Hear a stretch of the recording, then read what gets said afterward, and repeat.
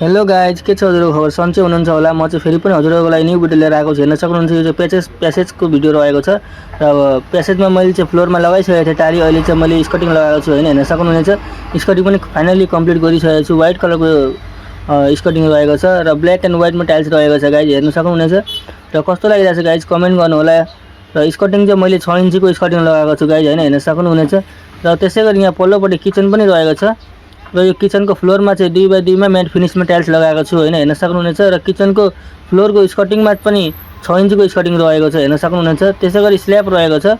यो स्ल्याबमा चाहिँ 2x4 मा जेड ब्ल्याक टाइल्स लगाएको छु, हेर्न सक्नुहुनेछ। र वालमा चाहिँ 12-18 को टाइल्स नर्मल टाइल्स लगाएको छु गाइज, हेर्न सक्नुहुनेछ। त्यसै गरी यता पल्लोपट्टि बाथरुम पनि रहेको छ र यो बाथरुममा पनि 12-18 को टाइल्स रहेको छ ब्ल्याक एन्ड व्हाइटमा, हेर्न सक्नुहुनेछ। कस्तो लागिरहेछ गाइज कमेन्ट गर्नु होला।